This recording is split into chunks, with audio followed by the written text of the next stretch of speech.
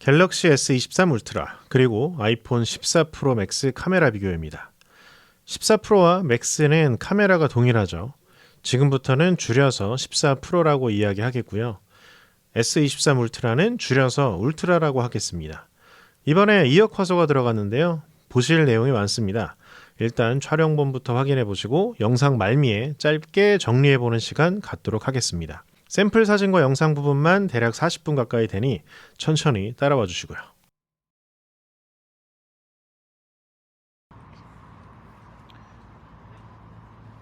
야간 사진부터 시작해 보겠습니다. 사실 이 정도 조도면 야간 모드는 자동으로 활성화되는데 일단 인위적으로 끄고 진행해 봤어요. 초광각입니다. 일단 센서 크기가 더 큰 울트라 쪽이 더 유리할 것으로 예상했는데요. 보도블록이나 건물 벽면을 보면 울트라에서 더 좋은 화질을 확인할 수 있습니다. 확대해서 벽돌 쪽을 보면 더 분명히 확인이 되는 부분이고요. 광각 카메라입니다. 두 스마트폰 모두 꽤나 큰 센서를 갖고 있는데요. 중앙부 파란색 조명의 각의안을 보면 일단 울트라 쪽에서 더 넓은 다이나믹 레인지를 확인할 수 있었습니다. 좀 더 자세히 봐도 벽돌의 세밀한 표현도 울트라 쪽이 좀 더 좋아 보입니다. 다른 쪽을 봐도 울트라 쪽이 좀 더 해상력이 좋아 보이는 것을 확인할 수 있었습니다. 14 프로도 그렇고 울트라도 그렇고 둘 다 메인 카메라가 상당히 고화소인데요. 그 고화소가 광각과 망원 사이 구간은 어떻게 활용되는지 보겠습니다. 2배줌인데요. 여전히 다이나믹 레인지는 울트라 쪽이 더 좋아 보이고 광각 카메라를 크롭해서 사용하는 것이라 14 프로에서 여전히 고스트가 보입니다. 확대해 봤는데요. 2배줌의 경우는 14 프로에서 더 좋은 해상력을 확인할 수 있었습니다. 더 고화소인 울트라 쪽이 이 부분이 더 뛰어나지 않을까 했었는데 14 프로 쪽에서 글씨를 봤을 때 더 선명하게 잘 보이는 것이 확인됩니다. 이번엔 광학 3배입니다. 아이폰의 경우 고스트가 그대로 있는 것으로 봐서 저조도라 광각 카메라가 그대로 쓰인 것 같은데요. 고스트는 여전히 좀 거슬리는 상태고요. 확대해보니 여기서도 14 프로 쪽에서 글씨들이 더 선명해 보이는 부분이 있습니다. 컬러 등은 울트라 쪽이 좀 더 화사해 보이네요. 여전히 14 프로의 메인 카메라가 사용됐는데 이 정도 선예도를 유지하는 게 좀 신기한 부분입니다. 저조도에서 망원이 아니라 광각으로 유지되는 것도 납득이 되는 부분이고요. 이번엔 울트라 광학 10배 줌 그리고 줌 비율을 얼추 맞추고자 14 프로는 9배 줌 정도로 당겼습니다. 촬영해 봤는데요. 제가 보기엔 이 부분에서도 14 프로는 메인 카메라를 계속해서 사용하는 것으로 보이는데 여기서도 광학 10배의 울트라보다 사진이 더 선명해 보이는 것이 꽤나 신선하게 다가왔습니다. 5000만 화소 광각 카메라가 이렇게 활용되는군요. 높은 화소가 잘 활용되고 있습니다. 이번엔 고화소 비교입니다.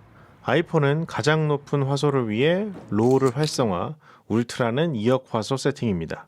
울트라의 경우 2억 화소에서는 일반 촬영에 비해 다이나믹 레인지가 줄어드는 부분이 있습니다. 14 프로보다는 좀 노출을 높게 잡는 경향도 보이고요.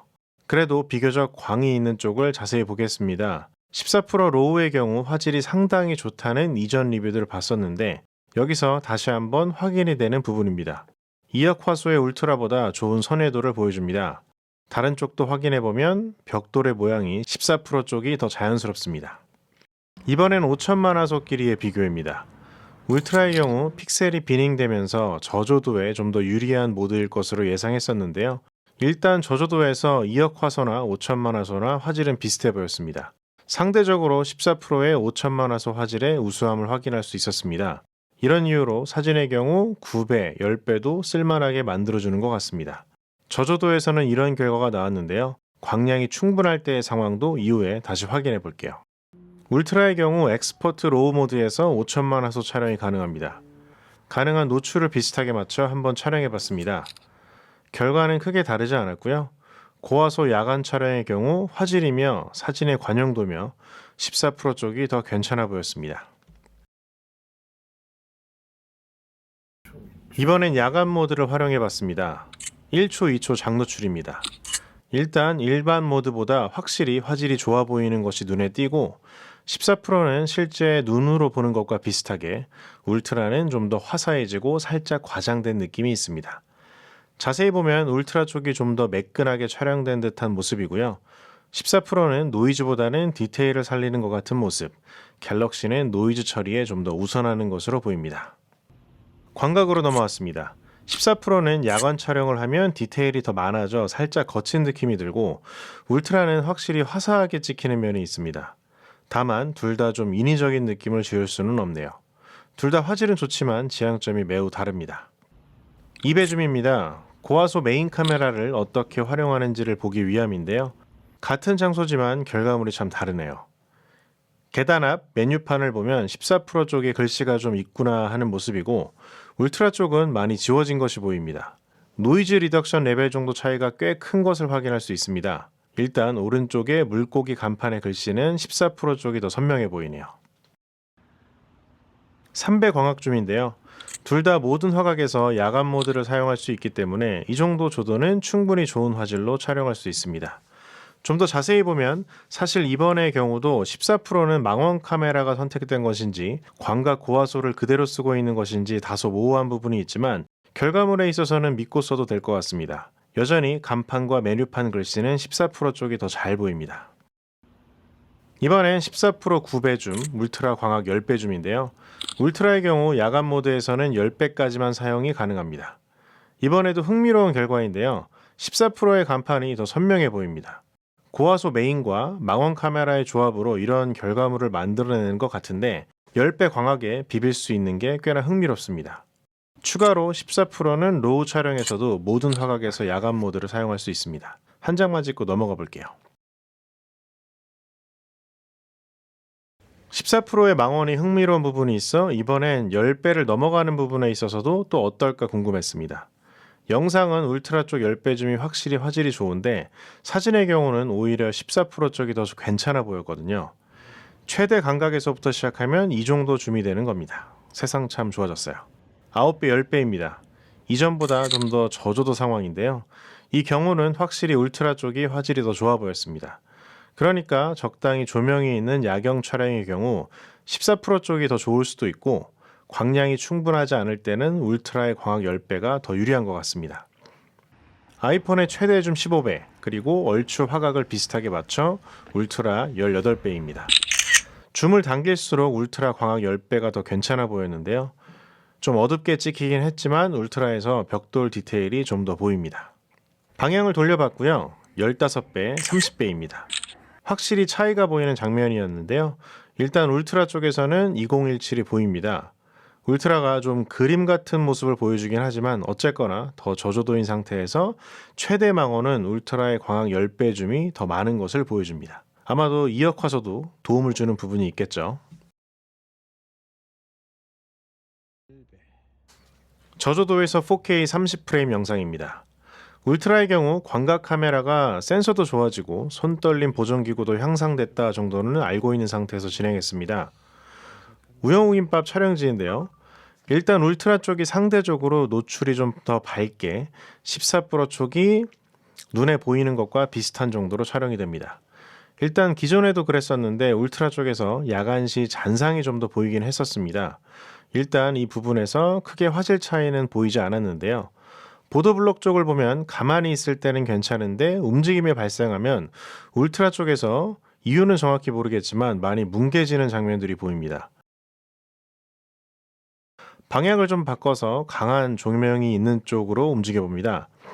일단 울트라 쪽에서 고스트 현상을 상당히 잘 억제하고 있는 것이 보이고요. 14%는 이거 뭐지 싶을 정도로 고스트 현상이 눈에 잘 보입니다. 많이 아쉬운 부분인데요. 영상 부분이 아이폰의 장점임에도 불구하고 고스트 때문에 많은 점수를 까먹습니다. 초광각입니다. 자세히 봐야 차이가 좀 보일 것 같은데요.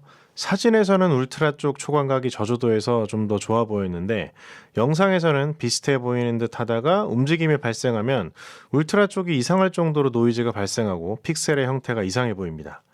여전히 동적인 부분에서 14%의 안정적인 모습을 확인할 수 있습니다. 이번엔 광학 3배로 가보겠습니다. 이번에도 저조도 때문인지 14%에서는 여전히 광각 카메라가 사용되는 것으로 보이는데요. 그런 이유로 여전히 고스트 현상이 보입니다. 화질은 얼추 비슷해 보이는데 울트라의 경우 3배 줌에서도 카메라 무빙 시 노이즈가 더 보이는 것을 여전히 확인할 수 있었습니다. 이번엔 2배 줌으로 가보겠습니다. 14%의 경우 메인 카메라 센서를 크롭해서 4K 영상을 만드는 기능이 있습니다. 훨씬 더 고화소 센서를 갖고 있는 울트라는 어떻게 작동하는지 궁금했습니다. 광각 카메라를 사용하고 있는 14%는 여전히 고스트가 거슬립니다. 화질을 보겠는데요. 울트라의 2배줌은 단순한 디지털 크롭으로 보입니다.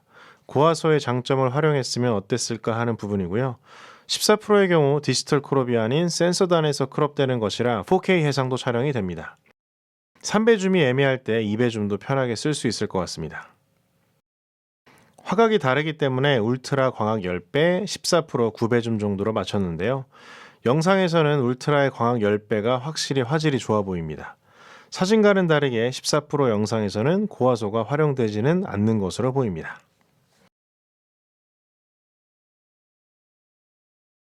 이번엔 야간에서 손떨림 보정 성능을 보겠습니다.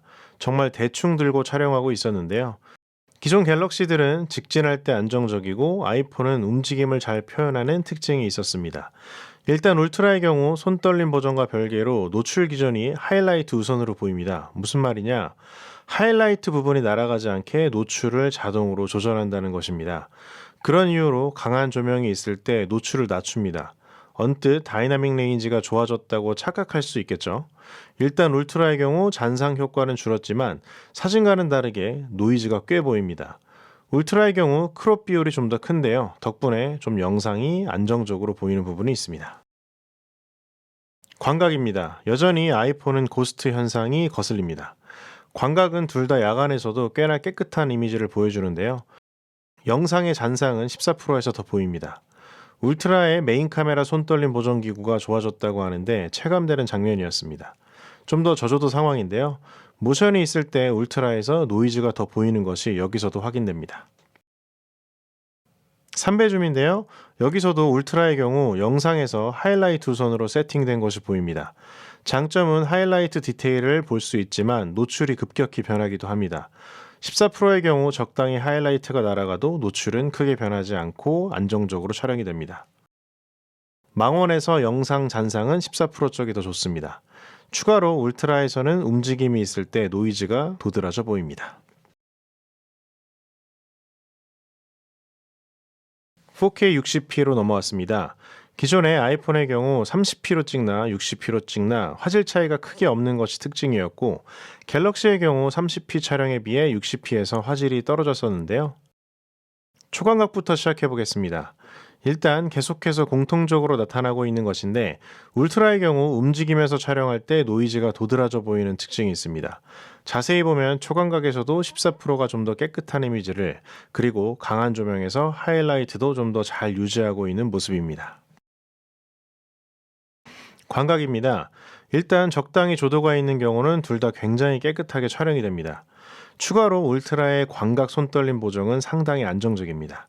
광각 카메라 동영상 잔상은 이전 기종들에 비해 확실히 줄었습니다. 좀 더 저조도일 때는 14% 쪽이 좀 더 깨끗하고 안정적인 화질을 보여줍니다. 광학 3배인데요.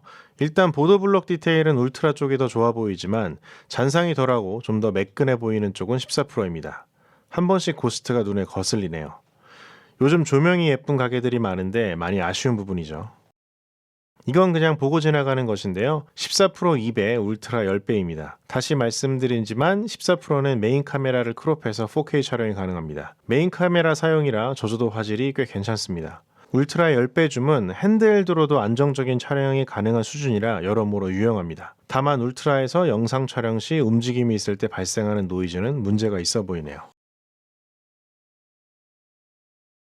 이번엔 액션 모드 또는 슈퍼 스테디 모드입니다. 손떨림 보정을 위해 큰 비율로 크롭해 둘 다 QHD로 촬영이 되는데요. 액션캠 이상으로 안정적인 영상을 촬영할 수 있습니다. 14%는 모든 배율에서 촬영이 가능하고 울트라는 0.6배, 1배에서만 사용할 수 있습니다. 화질은 일반 모드보다 떨어지는 부분이 있는데요. 모션이 큰 영상 촬영의 경우 유용할 것 같습니다.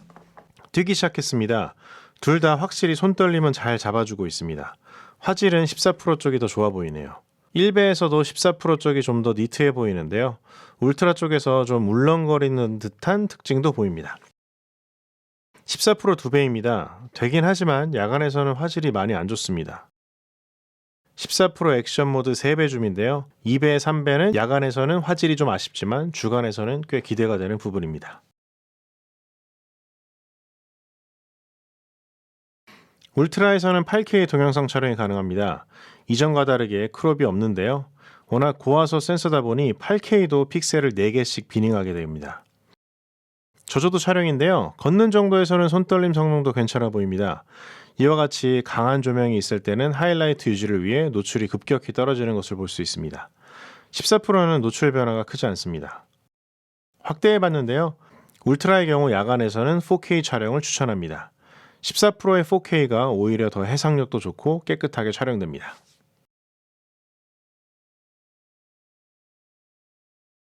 시네마틱 모드 또는 인물 동영상인데요. 둘 다 4K까지 촬영이 가능한데 울트라를 FHD로 놓고 촬영해서 피사체와 배경의 분리가 얼마나 잘 되는지만 한번 확인해 보겠습니다. 세팅 미스네요.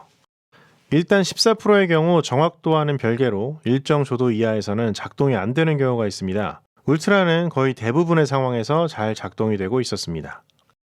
광각입니다. 일단 14%의 경우 시네마틱 모드가 작동이 될 때는 심도 표현이 꽤 잘 되는 것을 볼 수 있습니다. 중앙에 포커스를 맞춘 것인데 가까운 쪽도 흐려지고 의자 팔걸이와 배경도 자연스럽게 분리된 것을 볼 수 있습니다.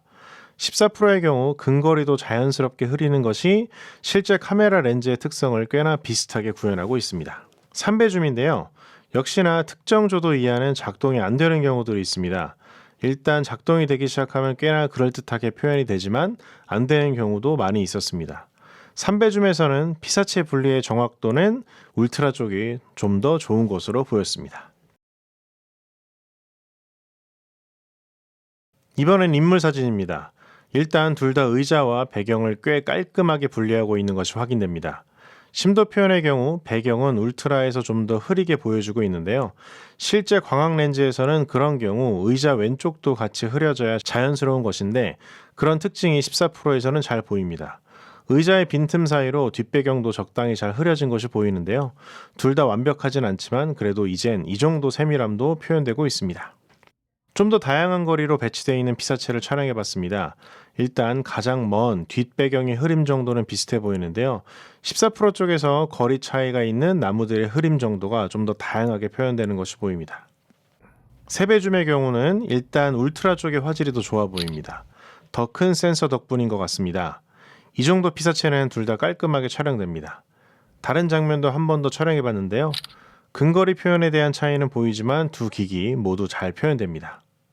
그러나 여전히 14%의 경우 사진에서도 특정 조도에서 작동이 안 되는 경우들이 있습니다. 이런 부분에서는 울트라가 더 유용합니다. 좀 더 복합적인 피사체가 있는 경우 1배로 다시 촬영해 봤습니다. 14%의 경우 3배에서는 작동하지 않았지만 광각에서는 문제가 없었는데요. 14%에서 근거리에 있는 피사체도 흐리게 하는 것이 꽤 자연스러워 보였습니다. 다만 이 경우 나무 틈 사이로 보이는 배경 분리는 울트라 쪽이 더 깔끔해 보였습니다. 14%의 경우 2배에서도 인물 모드 촬영이 가능한데요. 고화소 광각 카메라 하나로 2배도 잘 커버하고 있는 모습입니다. 셀피 카메라를 시작해 보겠습니다. 인물 모드부터 시작해 보겠는데요. 조도가 좀 낮은 상태였는데 화질도 그렇고 피부톤 등 울트라 쪽이 더 마음에 듭니다. 야간 모드인데요. 아이폰의 경우 로우로 촬영해 버렸습니다. 하도 기능이 많다 보니 세팅 미스가 좀 있습니다. 다만 결과물에는 큰 차이는 없을 것인데요. 얼굴로 가로등빛이 좀 떨어지는 상태였는데 14%는 좀 부드럽게, 울트라는 대비가 상대적으로 강해 보입니다. 제 얼굴보다는 옷을 확대하는 게 좋겠죠. 화질은 비슷해 보이는데요. 14% 쪽에서 좀 더 의상의 질감 표현이 자연스러워 보였습니다. 야간 모드를 꺼놓고 촬영해 봤는데요. 야간 모드가 화질이 좀 더 좋아 보이지만 개인적으로 일반 모드인 이쪽이 좀 더 자연스러워 보입니다. 저라면 셀피에서는 야간 모드를 끌 것 같습니다. 좀 더 자세히 보겠는데요.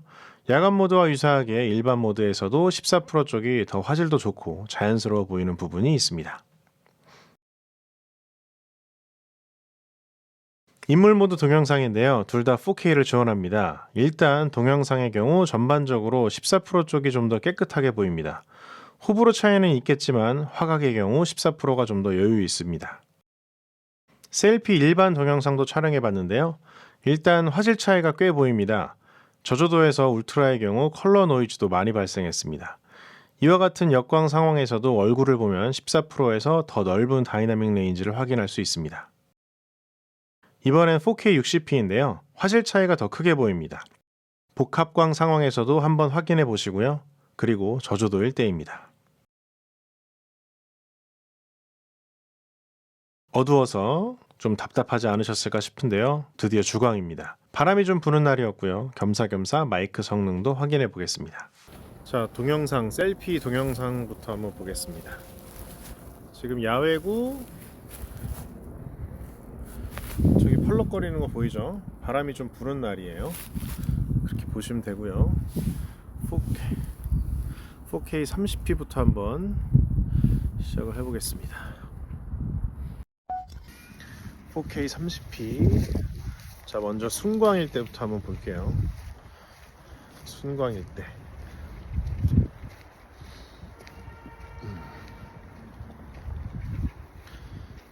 구름이 좀 있습니다. 하늘 표현, 하늘 컬러감 좀 보시면 좋을 것 같고요. 그 다음에 바람 소리가, 바람이 조금 부는데 이때 그 수음 능력, 목소리 들어가는 건 어떨지 한번 보시면 좋을 것 같고요. 일단 화면상에서 입술이 이렇게 갤럭시 쪽에 립스틱 바른 것처럼 나오네. 화장하지 않았고요. 그 다음에 아이폰 쪽은 되게 사실적인 느낌인데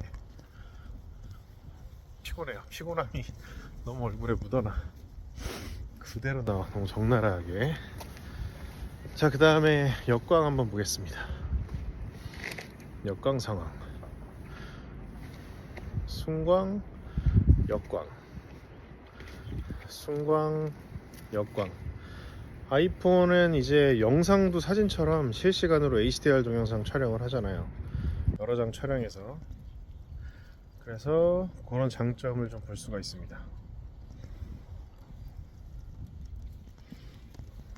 강력한 AP와 소프트웨어의 결합이 참 잘 되어 있는 것 같고요. 아이폰은 이런 게 장점이죠. 자, 그 다음에 60p 한번.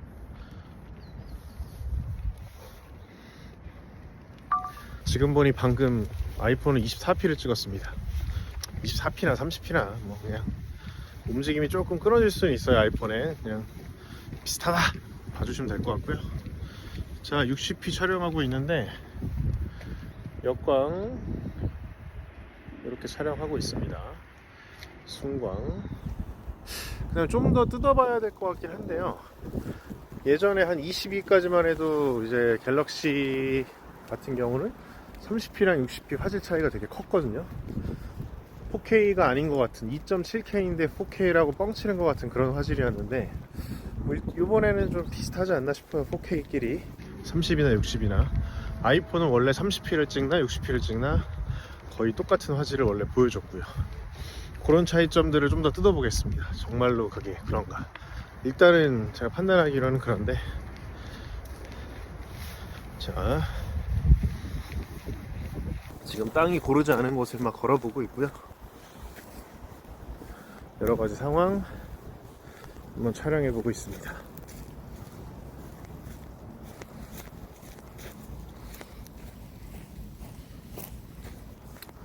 뭐 이 정도면 영상 됐죠 뭐. 인물 모드 동영상입니다. 깊이에 따른 흐림 정도 표현의 경우 14% 쪽이 좀 더 사실적으로 보입니다. 제 뒤에 있는 성벽은 비교적 덜 흐려진 것이 보이는데 울트라의 경우는 그렇지 않아 보입니다. 이와 같이 삐져나온 머리카락까지 세밀하게 표현하지는 못합니다. 두 기종 모두 손가락 정도는 잘 처리하고 있고요. 다만 손 거리가 달라질 때 울트라는 거리 상관없이 선명해 보이고 14%는 얼굴에 포커스가 맞춰져 있으니 손 위치가 바뀌면 그에 따라 흐림 정도가 표현이 됩니다. 손이 가까이 있을 때도 흐려지는 것이 14%에서는 확인됩니다. 울트라는 인물과 배경만 분리하고 있습니다. 셀피 카메라의 경우 세밀한 거리 표현은 아직이네요.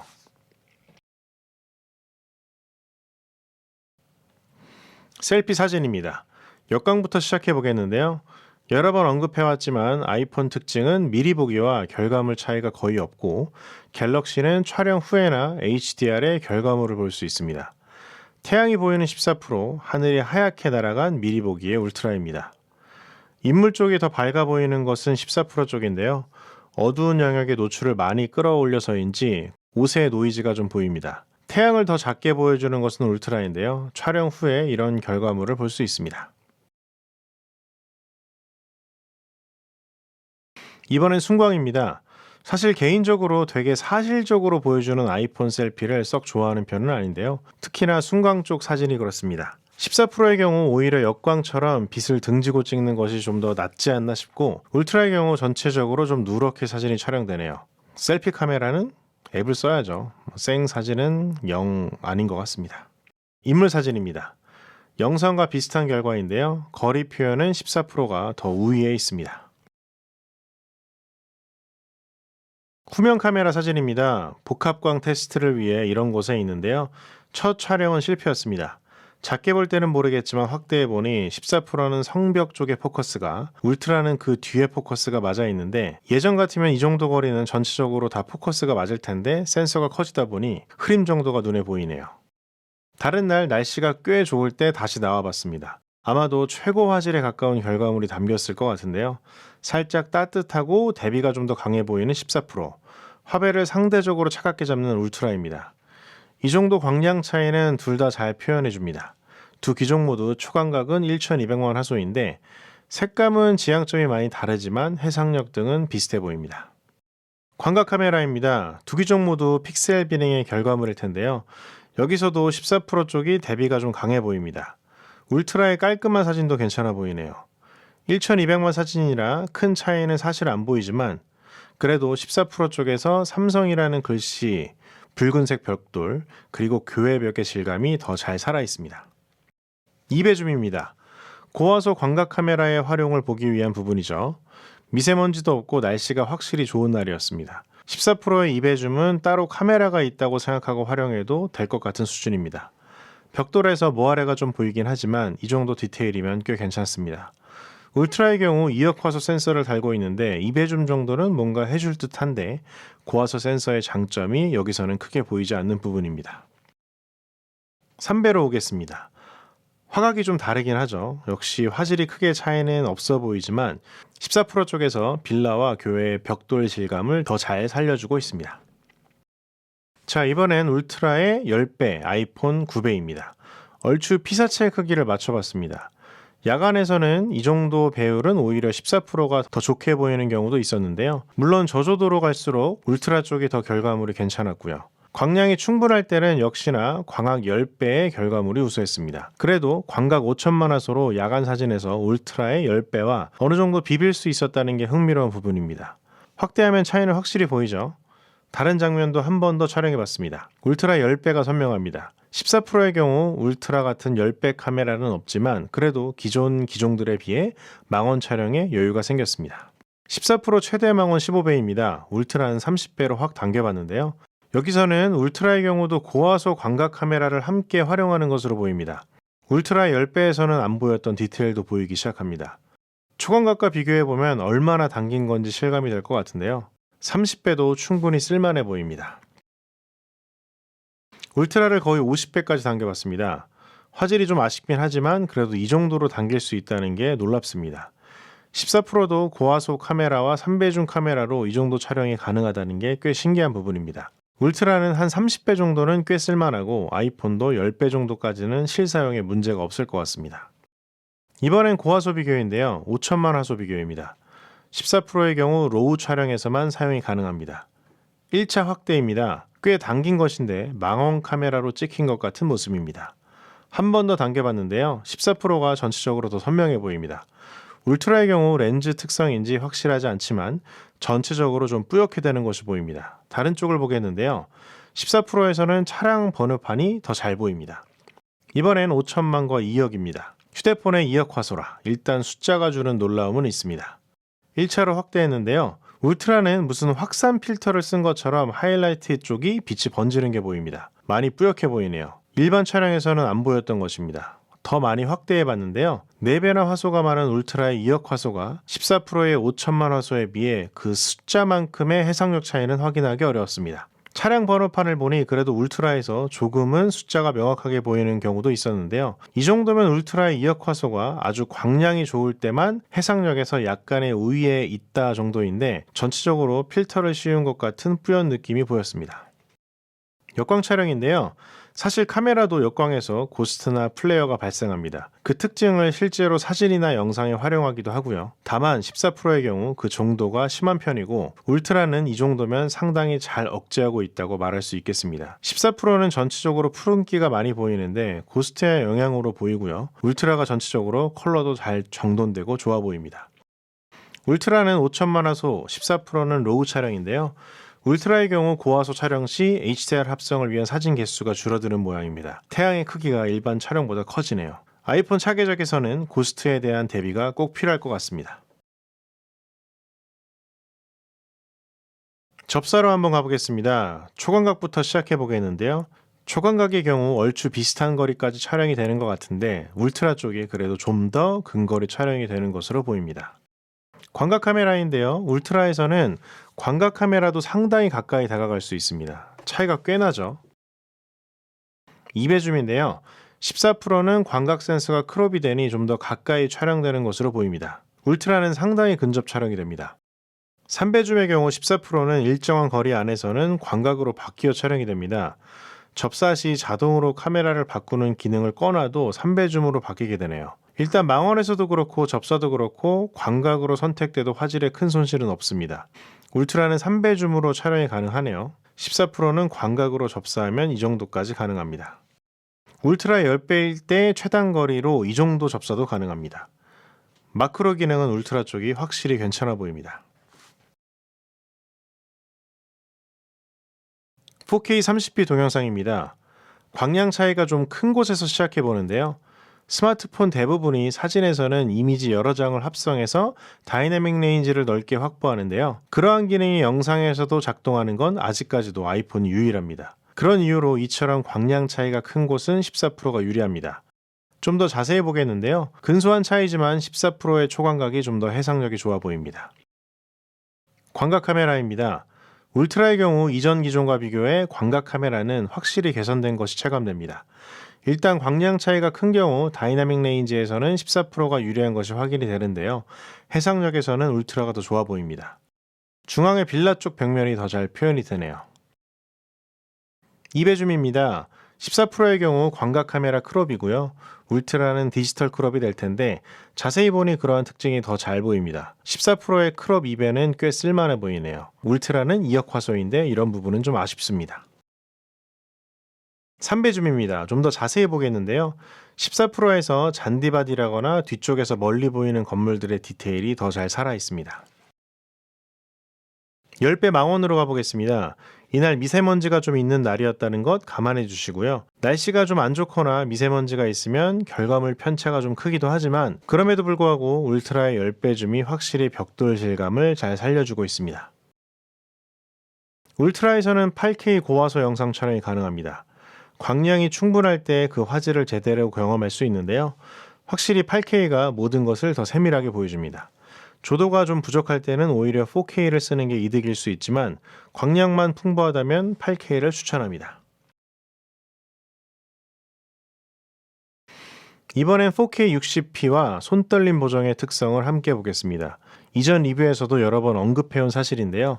갤럭시의 경우 앞뒤로 일직선으로 진행할 때는 굉장히 안정적인 영상을 보여줍니다. 아이폰의 경우 피사체를 중심으로 돈다거나 하는 무빙이 있을 때 짐벌처럼 작동하는 것을 볼 수 있는데요. 지금 장면처럼 집중해서 보시면 14%의 경우 움직임에 튑이 없이 부드럽게 촬영이 됩니다. 울트라의 경우도 충분히 안정적인 영상이 촬영이 되지만 상대적으로 움직임이 종종 튀는 경우가 보입니다. 사실 이 정도 차이는 프로분들은 눈에 잘 들어올 것이고 일반 사용자는 그냥 둘 다 맘 편히 써도 될 수준입니다. 광각으로 가보겠는데요. 상당히 안정적이죠. 다만 자세히 보면 울트라 쪽이 좀 꿀렁임이 보입니다. 그렇지만 울트라의 광각 카메라가 선회도가 괜찮습니다. 과거 갤럭시들은 30p와 60p 화질 차이가 꽤 있었는데 23부터는 그런 차이가 거의 없어 보이네요. 카메라 무빙이 있을 때의 손떨림 특성을 보겠는데요. 짐벌 무빙 비슷하게 움직여 봤습니다. 14%는 무빙을 꽤나 부드럽게 표현하고 있는 것이 보이고요. 울트라도 괜찮지만 상대적으로 한 번씩 움직임이 튀는 것들이 보입니다. 이런 특징들이 망원으로 갈수록 더 잘 보일 수 있는데요. 동일한 움직임에서 14%가 상당히 매끄럽게 보정이 되는 것을 확인할 수 있습니다. 3배 줌에서도 상당히 안정적입니다. 10배 줌입니다. 확실히 울트라가 화질이 좋네요. 10배는 핸드헬드만 커버돼도 손떨방이 좋다고 생각합니다.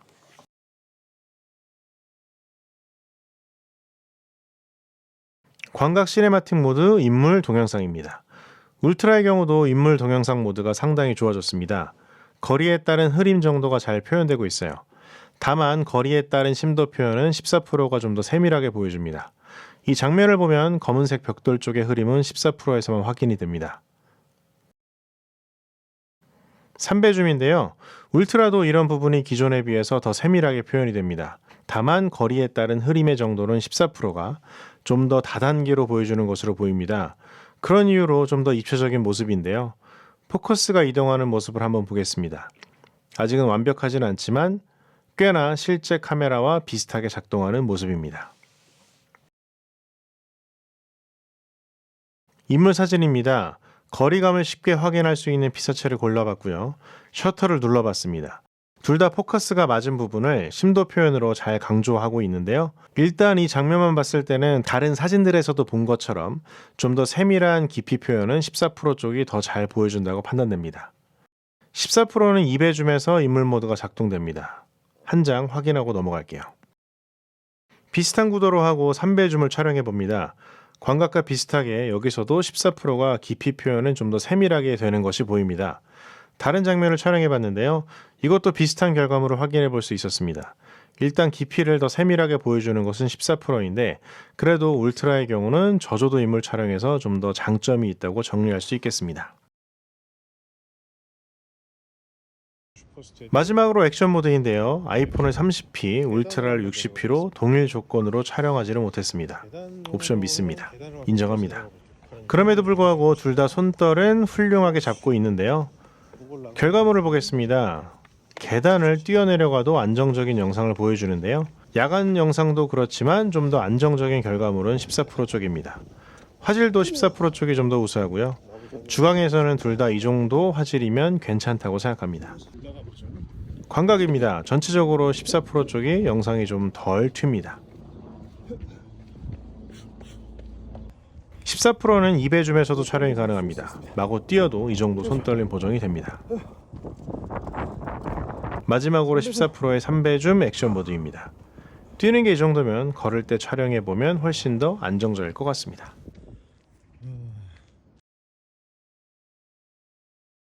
여기서부터 영상의 정리에 대한 부분인데요. 이런저런 TMI가 많기 때문에 샘플만 보시고 나가셔도 괜찮습니다. 작년 한 해 카메라 비교를 쉰 이유, 또 이번 영상의 주제인 울트라 그리고 14%에 대한 정리에 대한 것이 될 텐데요. 먼저 작년에 갤럭시 S22 울트라 리뷰를 안 한 이유를 간단하게 한번 말씀드려 보겠습니다. 관련 영상 요청이 좀 있었어서 그래도 궁금하신 분들이 조금은 있을 것 같아서 말씀드리고요. 그때 당시에 그 관련 영상을 전혀 준비하지 않고 있었던 건 아니고요. 샘플을 한 절반 정도는 촬영을 했었습니다. 그런데 22 울트라가 21과 비교해서 거의 차이가 없더라고요. 뭐 소프트웨어 관련해서 좀 바뀐 부분이 있긴 있었지만 근본이 똑같았어요. 사실 제가 이 비교 리뷰를 할 때 일주일 정도는 다른 일을 못 하거든요. 제 본업이 현재는 유튜브도 아니고 그때 당시에는 그 일주일이라는 시간을 쏟기에는 그만한 가치를 사실 못 느꼈습니다. 그렇게 차일피일 미루다 보니까 고스 이슈가 터지더라고요. 제가 지금 S22를 또 하나 사용하고 있는데 별로입니다. 카메라 쓸 때 굉장히 버벅거립니다. 이 정도로 정리하고 이제 본격적인 이야기를 해보도록 하겠고요. 좀 간단하게 정리가 될 것 같습니다. 울트라와 14%에 대해서.